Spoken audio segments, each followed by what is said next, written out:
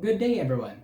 Today, my group will discuss about the importance of tourism and historical preservation for our subject and planning tree.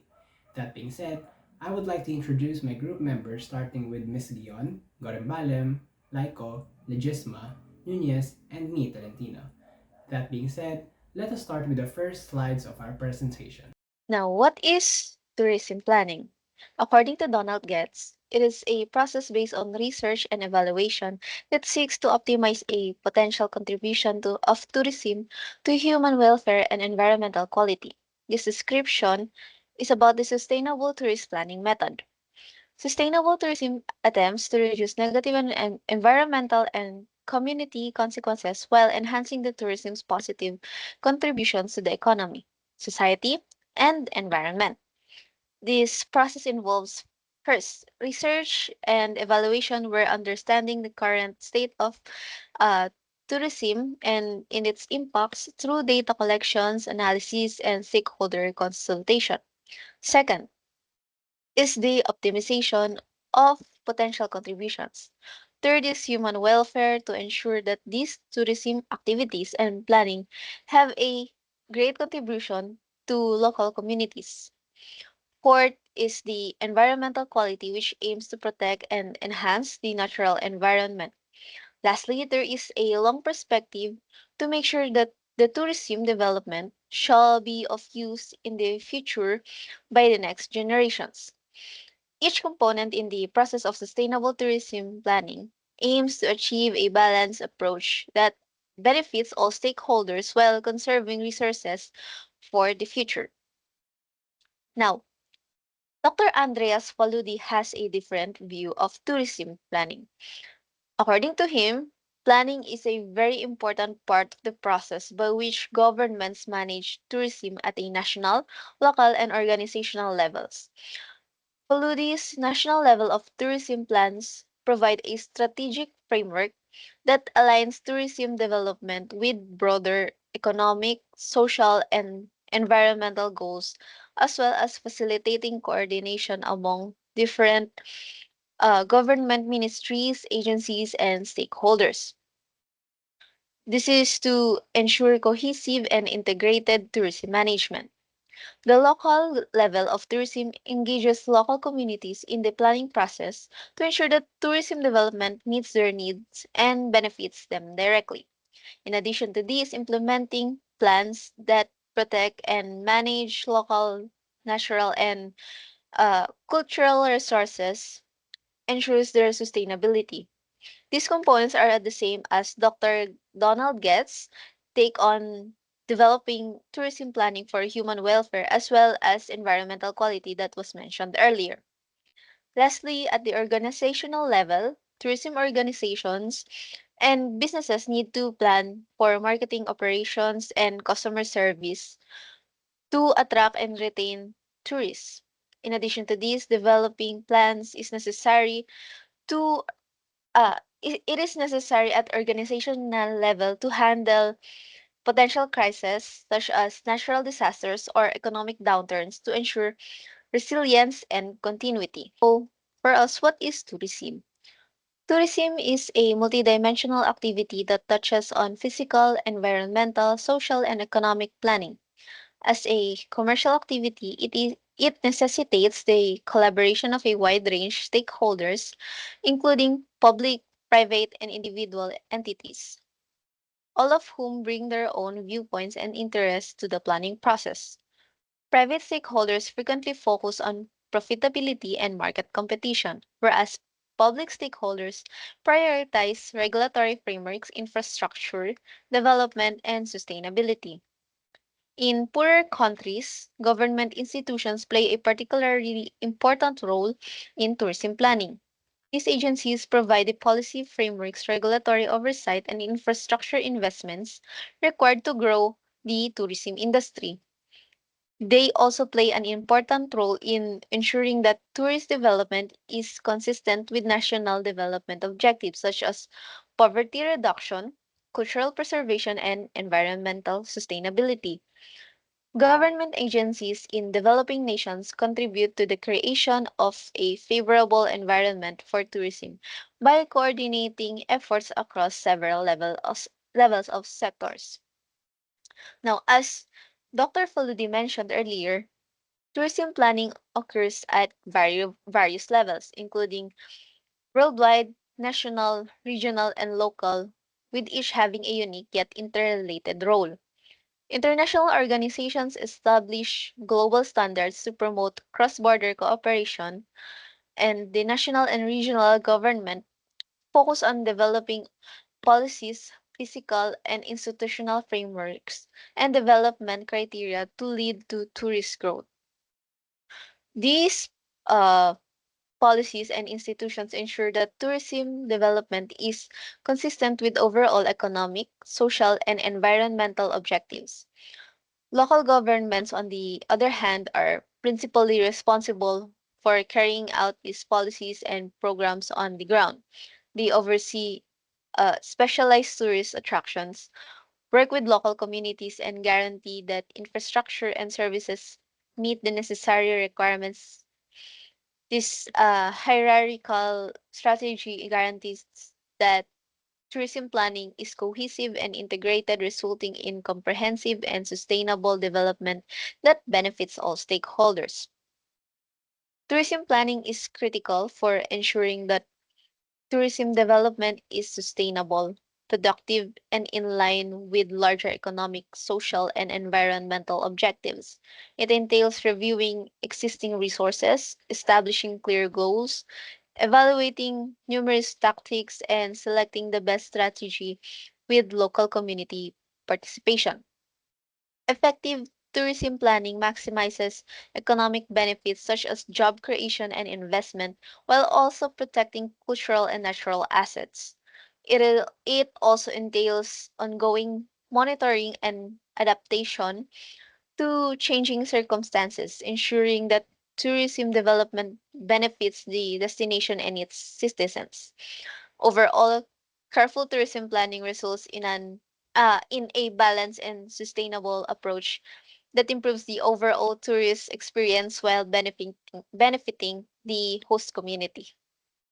Okay, so tourism planning encompasses several key components, each critical to the successful development and management of tourism destinations. The exploration or preparatory phase involves initial research and data collection to understand the potential and challenges of the tourism sector in a given area. This phase includes stakeholder engagement, resource assessment, and identifying key attractions and market segments. Following this, the planning or feasibility phase evaluates the gathered information to determine the viability of various tourism initiatives. This phase involves detailed analysis including economic, social, and environmental impact assessments and results in the formulation of strategic objectives and plans. The zoning or formal planning phase focuses on spatial planning, where specific areas are designated for different types of tourism activities. This ensures the optimal use of space while protecting natural and cultural resources. This phase also includes creating regulatory frameworks and guidelines to manage tourism development effectively. Next is the design and implementation phase, where it involves translating the plans into actionable projects. This includes the development of infrastructure, facilities, and services needed to support tourism. It also involves securing funds, obtaining permits, and ensuring that design standards are met. Finally, the operational phase is where the tourism projects become fully functional. This phase includes the ongoing management and maintenance of tourism facilities, marketing, and promotional activities to attract visitors, and continuous monitoring and evaluation to ensure that the objectives are being met. Adjustments and improvements are made as needed based on feedback and changing circumstances. Each of these components is essential for creating a sustainable and successful tourism destination. Now, we have the advantages of tourism planning. First is to set direction and priorities for the workforce in the organization. The strategy is the organization's primary prerequisite for achieving its goals. The strategies outline the path and priorities for your organization. It outlines the organization's perspective and organizes the activities necessary to make the perspective a reality. Second is to get everyone in the same room or the same box. An organization has multiple departments but a common goal. That is why different divisions collaborate to achieve the organization's aims. As a result, a strategy is required to ensure that all actions flow in the same direction. Only then can the various divisions, such as marketing, administration, sales, and operations, be able to work together to achieve the organization's projected goals. Third advantage is to simplify the decision making process within the organization. Whenever there are targets, there are different solutions. The team also may have new philosophies or probable solutions. Therefore, you need a different plan so there are no inhibiting factors. Fourth is to drive alignment. Many times, in spite of the best labor, you reach nowhere. The reason is that the efforts or labor is done in areas which are of no use. Hence, the efforts should coincide with the priorities or premises. The plan serves as a vehicle for answering the inquiry how well can we use all the resources such as material, man, machine, and so on to upsurge our tactical or strategic success. Last advantage is to communicate the message to everyone. Countless top level managers understand how to create an effective plan or strategy where their organization stands, what they need to do, and where they need to be. However, the strategies are frequently not written down, and the various aspects of the plan are not linked systematically. Then, only a few individuals on your team can contribute to your goals. As a result, it is critical that your team, staff, and customers, suppliers, and other stakeholders understand your plan of action and strategy base. This will increase the likelihood of success and the amount of effort invested. In conclusion, tourism planning plays a crucial role in shaping sustainability and responsible tourism development. It balances the interests of tourists, businesses, and local communities while safeguarding natural and cultural resources. By fostering collaboration and coordination among stakeholders, tourism planning ensures that destinations can maximize their tourism potential while preserving their unique identity and attractiveness. Now, we have here the impacts of tourism planning. The first one is the economic. Tourism planning strategically harnesses tourism potential to maximize economic benefits for destinations. It achieves this by investing in infrastructure such as transportation networks and accommodation facilities, which not only enhance the visitor experience but also create jobs and stimulate local businesses. This supports economic diversification across sectors like construction, transportation, and retail. Additionally, tourism planning promotes entrepreneurship by identifying and developing tourism assets like cultural heritage sites and natural landscapes, fostering new businesses such as restaurants, souvenir shops, and tour operators. This generates income, provides employment, and stimulates the local economy. Furthermore, through effective marketing and promotional activities, tourism planning attracts more tourists, increases visitor spending, and boosts revenue generation and foreign exchange earnings.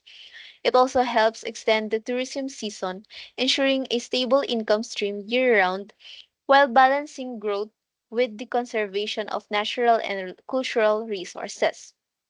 Overall, tourism planning plays a crucial role in driving economic development, job creation, and sustainable growth in destinations worldwide.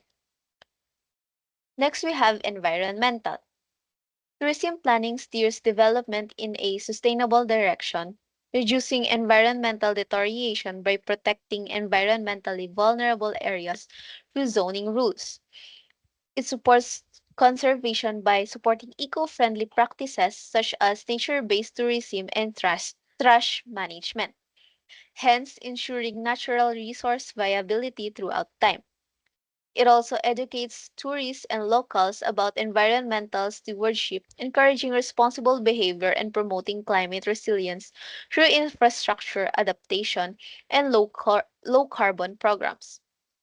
Overall, tourism planning protects the environment while encouraging sustainable activities that benefit both present and future generations. The third one that we have here is social. Tourism planning has a substantial social impact by including local people in decision making, instilling a feeling of ownership and distributing economic advantages equitably. It encourages cultural preservation and by safeguarding and promoting local heritage, improving cultural identity, and providing authentic experiences for locals and visitors. Tourism planning also contributes to social inclusion by creating accessible tourism infrastructure and fostering diverse travel experiences. It also promotes community well being by investing in local infrastructure and public services, resulting in an improved quality of life. Next here is crowding and congestion. Tourism planning is critical for managing crowding and congestion in destinations, ensuring sustainable and enjoyable experiences for both visitors and inhabitants. It accomplishes this by designating certain locations for tourism activities, utilizing zoning restrictions and spatial planning to distribute visitor flows while protecting sensitive regions such as natural parks and historical monuments. Visitor management plans and carrying capacity assessment are used to control visitor numbers and behaviors, promoting sustainable practices, including off peak travel and assisting local businesses. Infrastructure improvements in transportation, parking, and amenities improve accessibility and minimize traffic congestion while encouraging stakeholder participation, ensuring that tourism impacts are effectively managed and benefits are distributed fairly. Now we have here is services. Tourism planning has a tremendous impact on the creation and upgrading of these destination services, which improves the entire visitor experience in a variety of ways.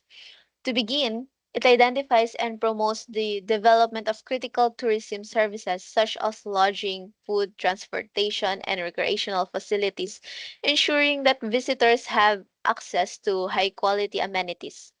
Second, tourism planning encourages the diversification of services to accommodate a variety of tourist interests such as cultural tours and adventure activities, thereby extending the tourism season and increasing economic resilience. Furthermore, planning establishes standards for services providers to ensure safety and quality, hence improving destination reputation and visitor pleasure. Finally, by encouraging stakeholder engagement, tourist planning promotes innovation and response to visitor needs, thereby improving service delivery and boosting economic development.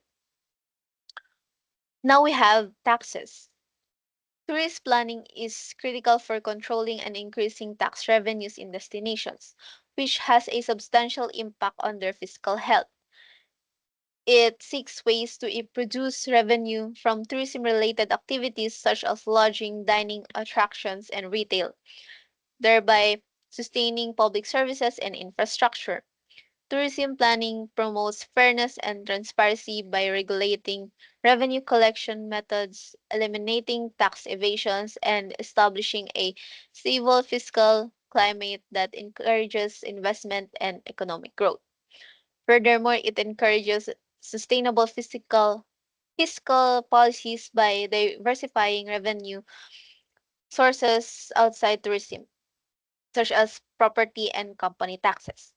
Collaboration among local governments, tourism enterprises, and communities improves tax policy optimization and assures equal distribution of tax advantages, thereby strengthening destinations' economic resilience and profitability. Lastly, we have the community attitude. Tourism planning has a tremendous impact on community views towards tourism because it engages citizens, promotes cultural appreciation, supports local economies, and emphasizes sustainability. Community engagement helps to resolve disagreements and address local problems, encouraging support for tourism efforts.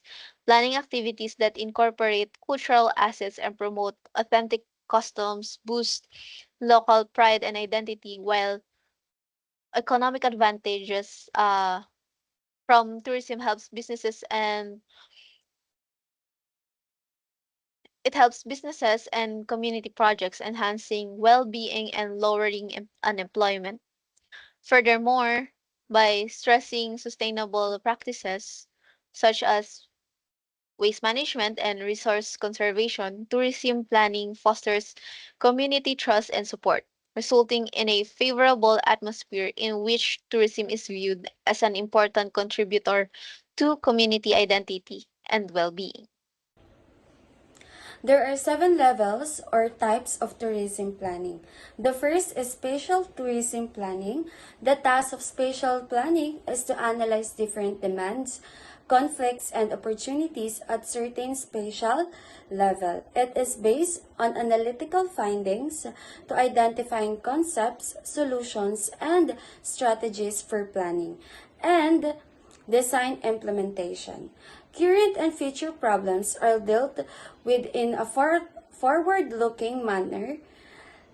The drawing plans, maps, or diagrams here are put together to decide where the social-spatial activities can occur. Second is sectorial tourism planning. And this kind of planning, the regions are divided into sections, and each sections is called a sector. It concentrates on a manageable area and takes into an account the specific infrastructure, land use, transportation, and environmental requirements of that region, depending on the nature of the products or services provided. Economic, social, and administrative activities are grouped into sectors. Next, when various regions are considered for the purpose of tourism planning, it is known as complex tourism planning. Complex tourism planning, these regions are to be developed comprehensively because of the significant interest shown by international tourists. There is possibility that these regions are located far away from one another. Integrated tourism refers to making tourism the primary industry in a given area by systematically and comprehensively promoting all available economic, social, and tourism resources.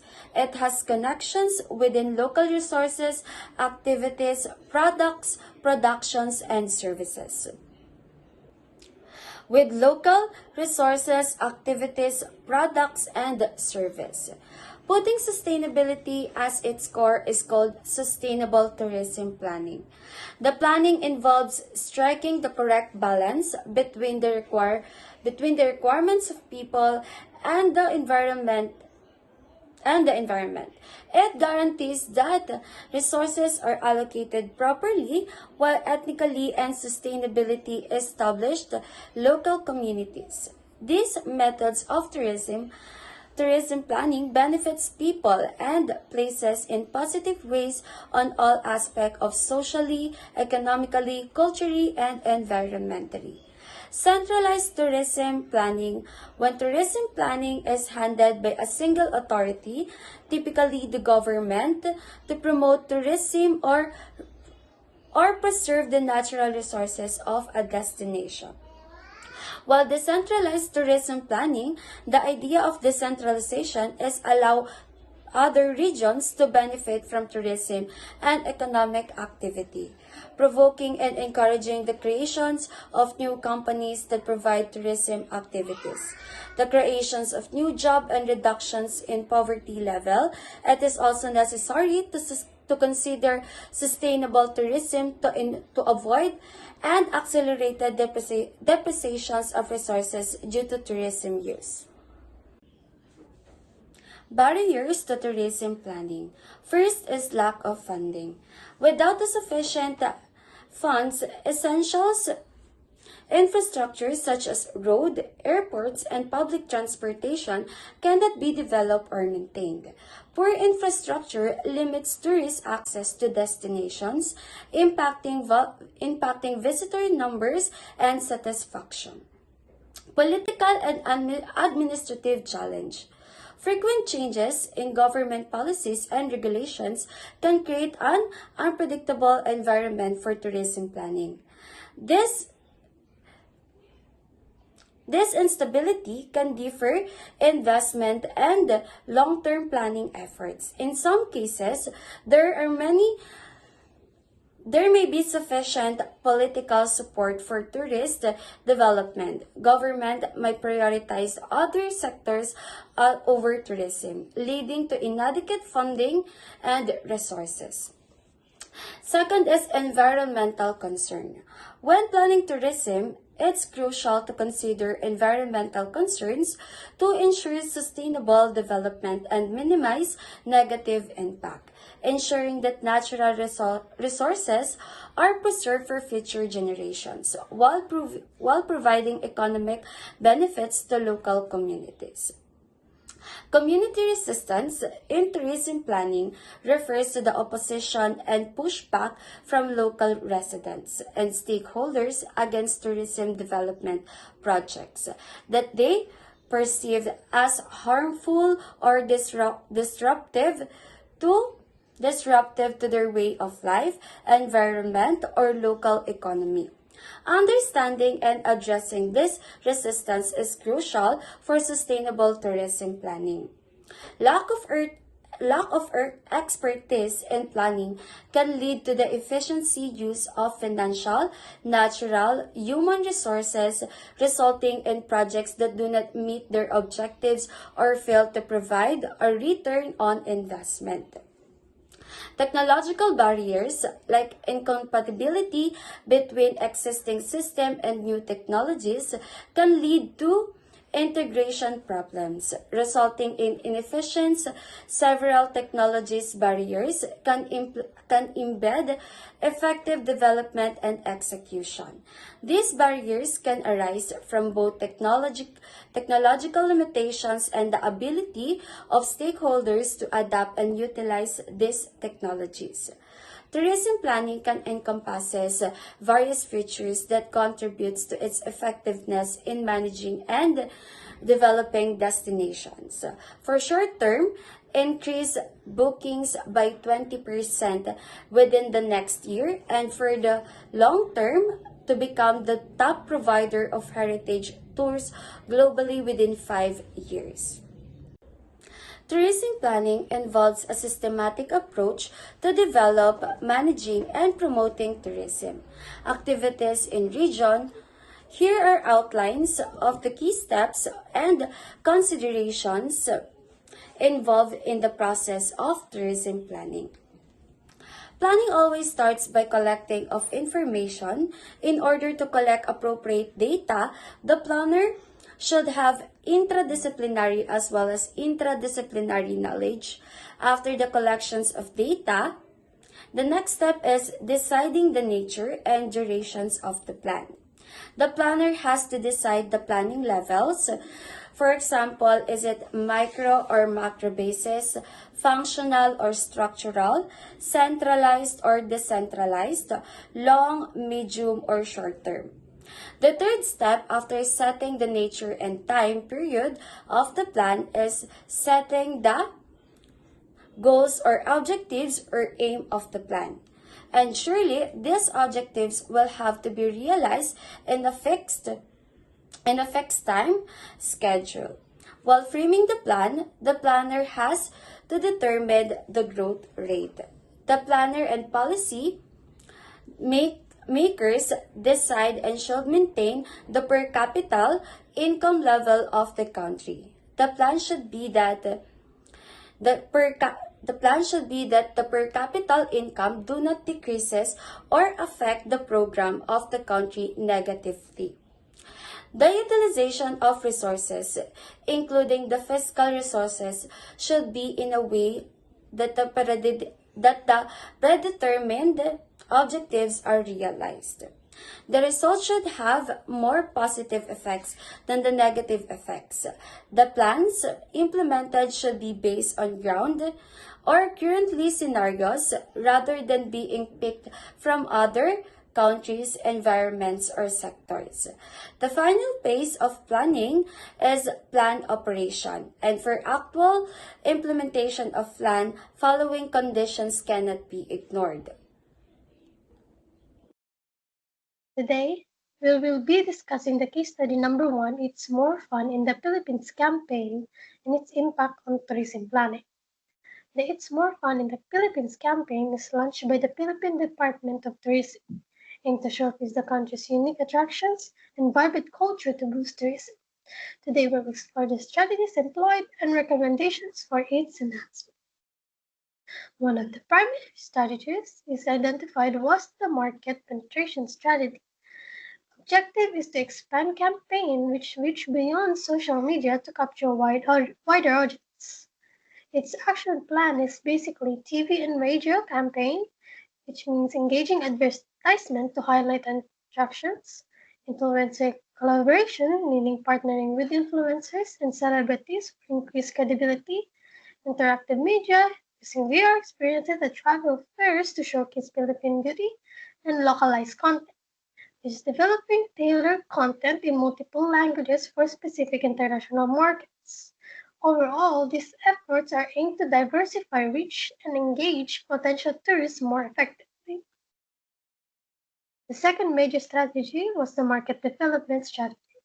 Its objective is to utilize overseas Filipino workers, OFWs, to promote the Philippines as a top travel destination, and its action considers merchandise distribution, providing promotion items to OFWs for broader visibility, incentive programs offering rewards for successful tourist referrals, and community events, hosting cultural events in countries with significant Filipino population. Lastly, social media. It's encouraged OFWs to share their experience with specific hashtags. Overall, this initiative aims to leverage OFWs as ambassadors and tap into their networks abroad. In conclusion, the It's More Fun in the Philippines campaign exemplifies effective tourism planning through comprehensive strategies.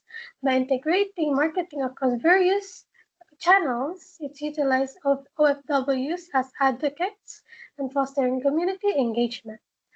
The campaign enhances the Philippine appeal as a tourist destination. Let's explore the ecotourism dynamics of Sagada, a gem in Northern Luzon, and discuss its implications for sustainable tourism planning. Ecotourism is more than just a travel. It's about responsible exploration that conserves natural environments, supports local communities, and fosters education. Sagada exemplifies these principles as a haven for nature enthusiasts and cultural aficionados alike. In Sagada's challenges, Sagada faces environmental impacts and cultural tensions from tourism, yet maintains the serene beauty and vibrant culture enriching local livelihoods. Ecotourism is vital for Sagada. It offers significant economic and cultural benefits. It boosts the local economy by creating jobs in hospitality, guiding, and crafts, while promoting the preservation of indigenous traditions and empowering local communities. For sustainable development, it's essential to implement stricter environmental regulations and eco-friendly practices like waste management and renewable energy use. Community involvement is crucial, fostering partnerships between locals and tourism operators, and promoting cultural education and sensitivity training for tourists to respect local customs. In conclusion, Sagada's ecotourism offers economic and cultural benefits, but requires balanced growth and conservation through collaborative, community-driven efforts. We'll delve into the evolving tourism dynamics of three iconic islands in the Philippines, Boracay, Puerto Galera, and Coron, focusing on the impact of Asian tourists and proposing strategies for sustainable tourism planning. The Philippines, renowned for its natural beauty, is seeing a significant shift in tourism, with increasing Asian visitors. Traditionally favored by North American and European tourists, islands like Boracay, Puerto Galera, and Coron are now experiencing cultural and environmental impacts from this demographic change. The tourist impact of Boracay, Puerto Galera, and Coron is increased demand for amenities, altering spending patterns and straining infrastructures and ecosystems. Moreover, here is the recommendation of sustainable tourism infrastructure. To support sustainable tourism, it's crucial to construct eco-friendly accommodation, introduce electric shuttles and bikes for transport, and improve waste management systems to handle growing tourist numbers effectively. Then respecting local systems is about preserving local ecosystems and traditions. It's essential to create protected areas for biodiversity, promote ecotourism, showcasing local flora and fauna, and encourage tourism that respects and supports traditional costumes. In conclusion, Boracay, Puerto Galera, and Coron are adjusting to increased Asian tourism, with Boracay and Puerto Galera seeing significant changes, while Coron takes a more balanced approach. Sustainable strategies are crucial for balancing economic benefits with environmental and cultural preservation. This underscores the evolving tourism landscape in the Philippines, stressing responsible tourism management for long-term prosperity of these destinations. We are diving into the complexities of developing a tourism management plans through the lens of Wakatobi, a group of islands in Southeast Sulawesi, Indonesia. The Destination Management Organization, or DMO, has a complex task in developing tourism management plans for diverse islands like Wakatobi because it involves tackling challenges such as plastic pollution, climate change impacts, and ensuring essential services like clean water and food security. Furthermore, it is known for its beautiful beaches and rich biodiversity. Wakatobi is becoming a leader in sustainable tourism, akin to being dubbed as one of the new Balis. Here, in recommendation, they provided the key points such as addressing inter-island development involves acknowledging, respecting island diversity, tailoring strategies accordingly. Stakeholders should prioritize local issues, engaging communities through mapping and interviews to grasp specific challenges, and establishing clear destination goals, incentivizing stakeholder unity, and appointing effective decision makers are crucial for successful implementation and communication of these objectives. In conclusion, creating a sustainable tourism plan for Wakatobi involves addressing inter-island diversity and uniting stakeholders around a shared goal. Effective decision-making and sustainable practices are crucial. Learning from successful cases and specialized courses can help DMO enhance local livelihoods and sustain tourism. These resources provide valuable strategies for improving expertise in sustainable tourism management across diverse regions.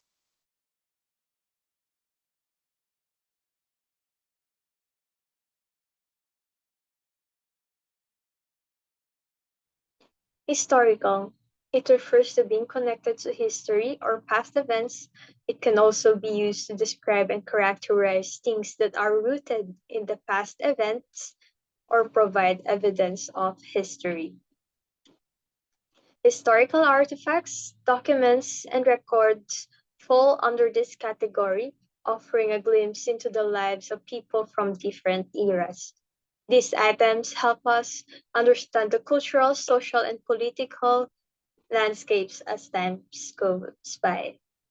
For instance, an antique vase might be described as historic due to its age and period it represents. Similarly, Historic documents such as Declaration of Independence offer valuable insights into the thoughts and aspirations of people from a specific era. Historical landmarks like ancient castles or battlefields serve as a physical reminders of significant events and cultural heritage, allowing us to learn and reflect on the past. Embracing and preserving these historic elements help us ensure that the future generations can appreciate and understand the rich tapestry of human history. Preservation. It is an act, process, or result of keeping something valuable alive, intact, or free from damage or decay.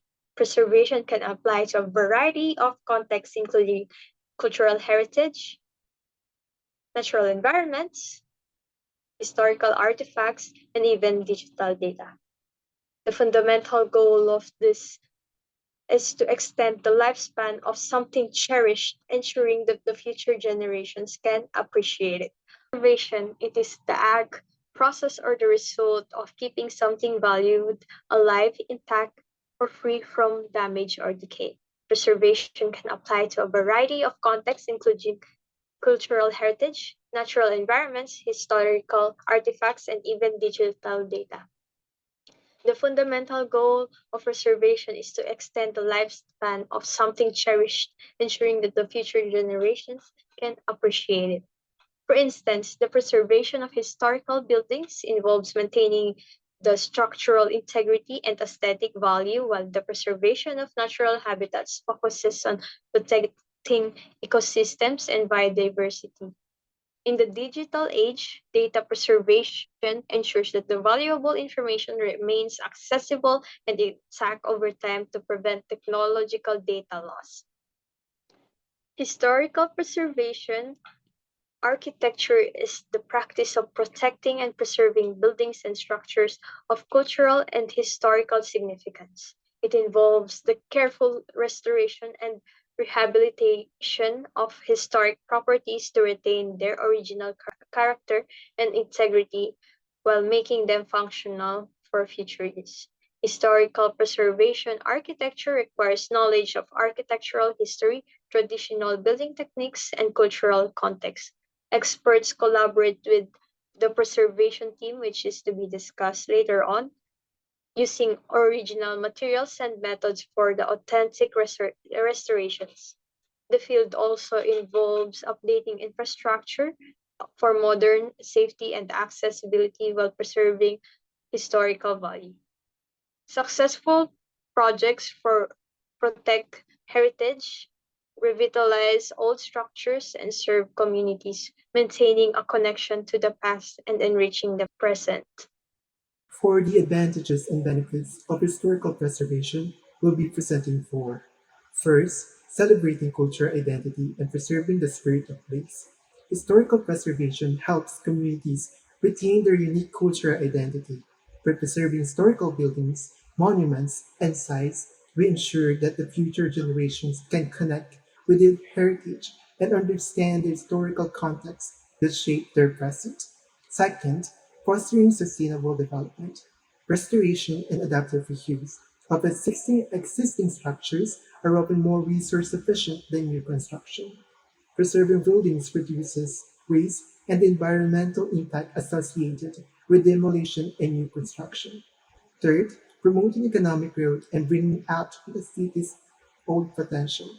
Preserving historical sites can stimulate investment and revitalization.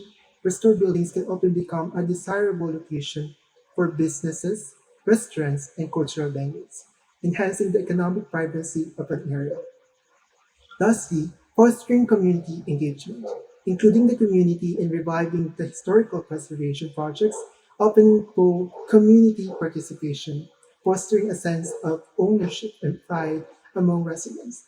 Engaging the community in preservation efforts ensures that the historical significance of sites is respected and maintained. Portraits and challenges of historical preservation. First, balancing the need to preserve the original character of the building. In preserving a building, there is always a dilemma on whether the whole structure will be developed or renovated completely or only a portion of it. Second, limited valuation of visual dignity. This issue concerns the value of the structure in terms of its aesthetics and visual dignity. Next are poor routine maintenance and aggressive antique dealers, which are also a major concern. Another challenge in historical preservation in architecture is funding. Restoring and preserving a buildings can be costly, and many organizations and governments struggle to secure the resources to support these efforts. Consequently, finding funding will be the next step of this state. Often, properties receive funding long after the original replanning was done due to the insufficient state budgets. This part of discussion will tackle about the steps in historical preservation starting with number 1 restoration. The primary goal of restoration is to return a building to a specific point in its history, typically its original design and construction. This involves meticulous research to understand the building's original materials, techniques, and aesthetics. While restoration prioritizes historical accuracy, it is not always practical to completely disregard modern building codes and safety standards.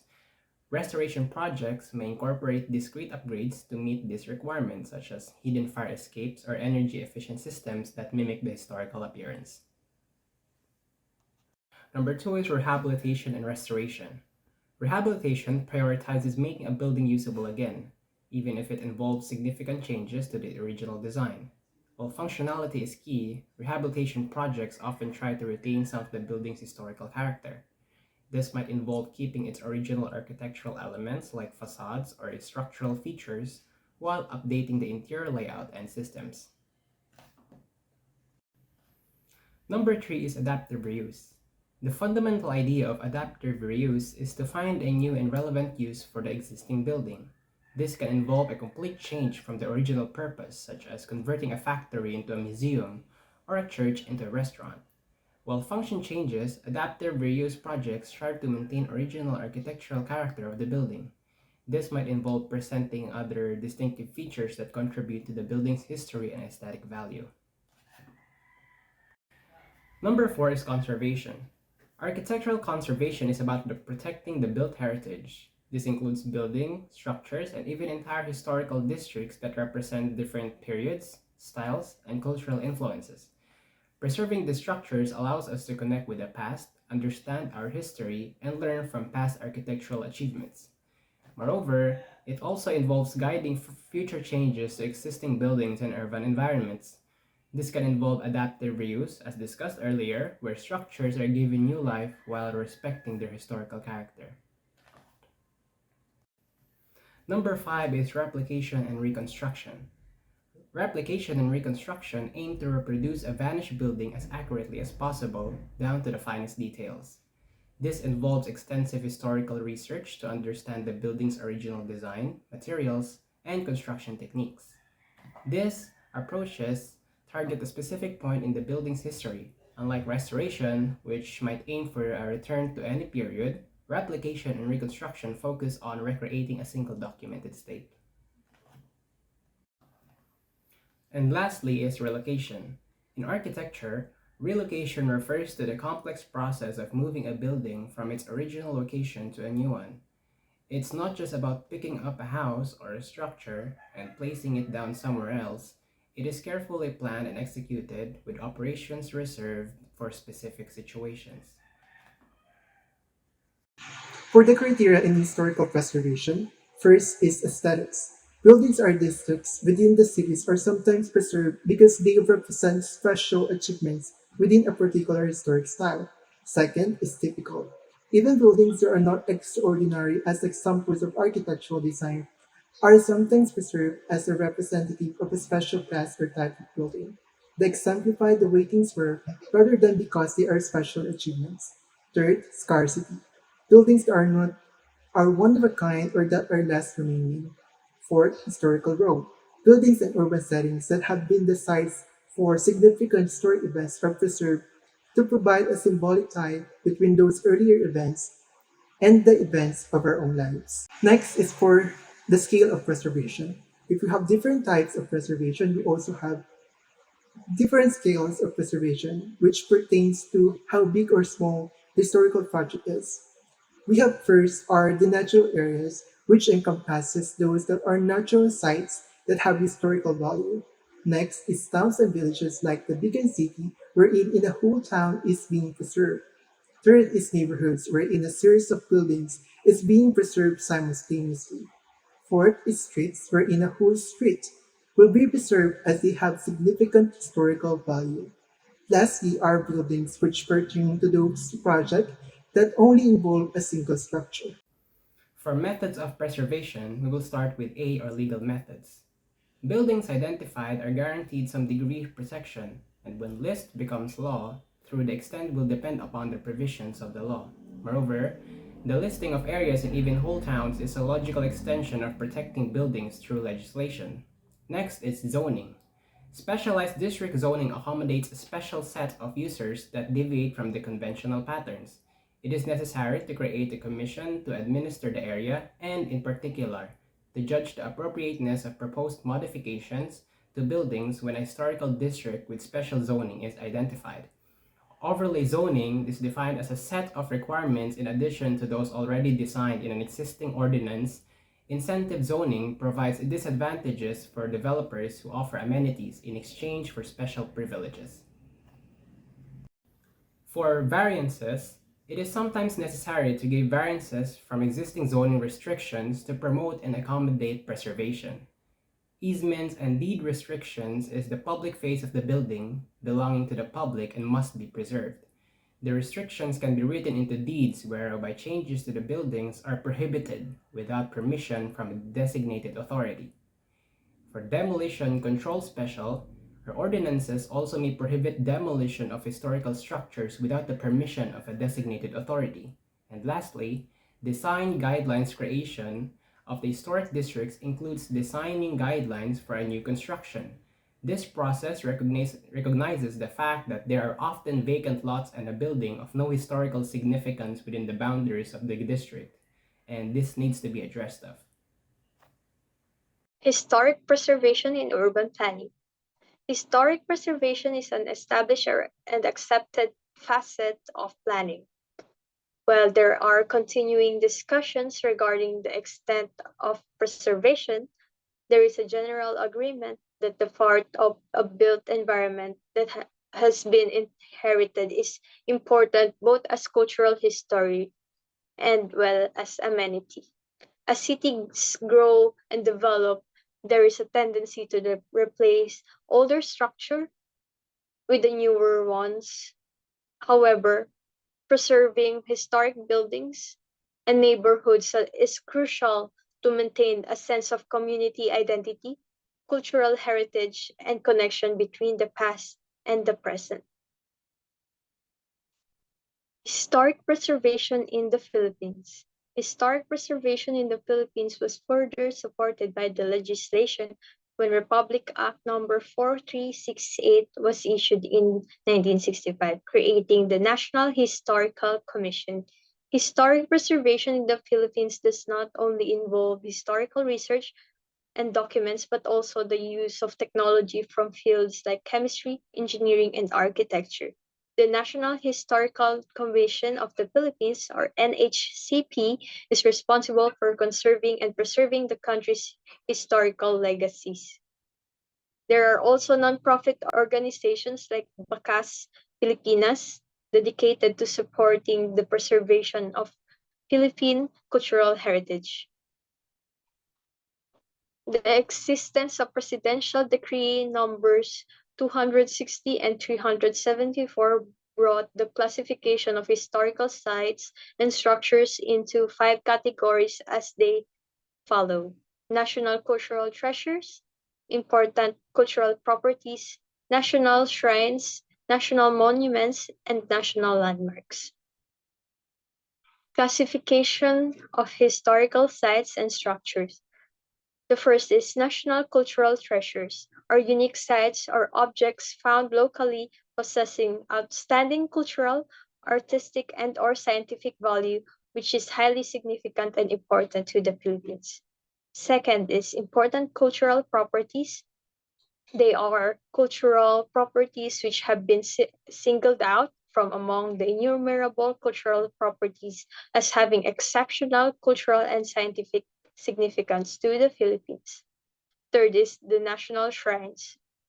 They are the historic sites or objects hallowed or honored for their historic history or associations like Rizal shrines in Manila, Laguna, and in Dapitan City, and the General Emilio Aguinaldo Shrine in Kawit, Cavite.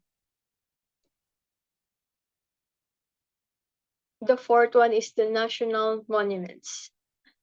These are the objects, natural features, or areas of special historic interest that are set aside by local or national governments as public property.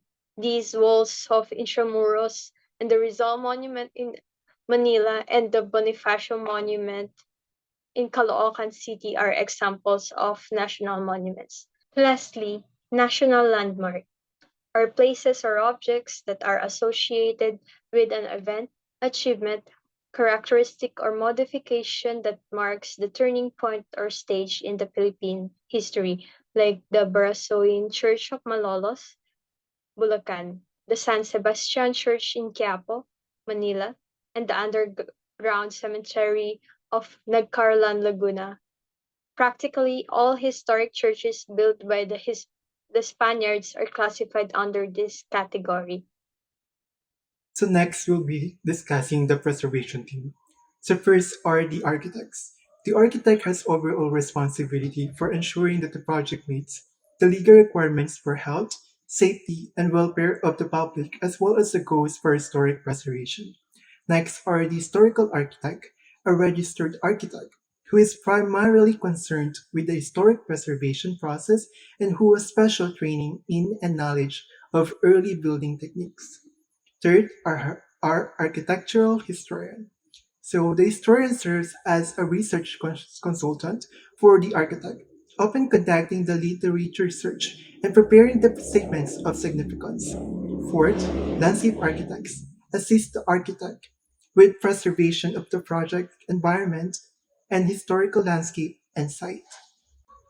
Fifth, we have the engineers. The engineers are consultants to the architect and should be sensitive to the special requirements of reservation projects and knowledgeable about traditional materials and construction methods. Six, historic interior specialist, a registered architect who is primarily concerned with the historic preservation process and who has special training in and knowledge of early building techniques. Next, we'll be discussing the concerned agencies in relation to the historic preservation. Pertinent to the intent of the provisions of Republic Act Number 1066, the culture agencies and the other national line agencies are mandated to assume specific responsibilities in the categorization and conservation of the various significant cultural properties of the nation. So the first concerned agency is the NCCA. So the NCCA has the power to regulate activities inimical to preservation, conservation of national culture, heritage, or properties. Second, the National Museum shall take the lead in the study and preservation of the nation's rich artistic and cultural heritage, in the reconstruction and revealing of our past and the development of the national cultural wealth. Next, the National Historical Commission of the Philippines shall approve the declaration of historic structures and edifices such as national shrines, monuments, and landmarks or heritage houses, and shall regulate activities pertaining to the preservation, restoration, and conservation of historical property or resources. The last one is the Historic Preservation Division or the HPD. The Historic Preservation Division is the authority on historic preservation program of the NHCP. It undertakes projects and activities geared towards collaboration, coordination, and or partnership with other government agencies and the private sector in the field of historic preservation. The goals of HPD are number one, promote Filipino heritage, second, promote awareness and appreciation, and third, conserve both movable and immovable objects. The first case study is the San Agustin Church. The architecture of San Agustin Church showcases Spanish colonial architecture with Gothic and Renaissance styles featuring intricate carvings, two bell towers, and a richly decorated interior. Restoration and preservation efforts have ensured the survival and continued maintenance of the church, preserving its cultural and historical heritage. Preservation efforts post World War II and UNESCO World Heritage Site status highlight the importance of protecting this cultural treasure. This effort involved reconstruction of the facade and bell towers. The other parts underwent repair and restoration of the murals, sculptures, and other artworks in the church. The second case study is Rizal Shrine Heritage Zone. The proposed heritage zone for F. Mercado and J.P. Rizal streets in Calamba City aims to preserve historical landmarks related to Jose Rizal. It seeks to protect these streets and promote cultural tourism. The preservation is a collaborative effort and support of the Calamba City government and the agencies related to tourism or preservation. This place is already a tourist spot, thus boosting the economy of Calamba. The collaboration with the government agencies like Department of Tourism, National Historical Institute, National Museum, and Department of Public Works and Highways underscores the collaborative effort to develop a tourist plan and preserve the cultural heritage of Calamba City.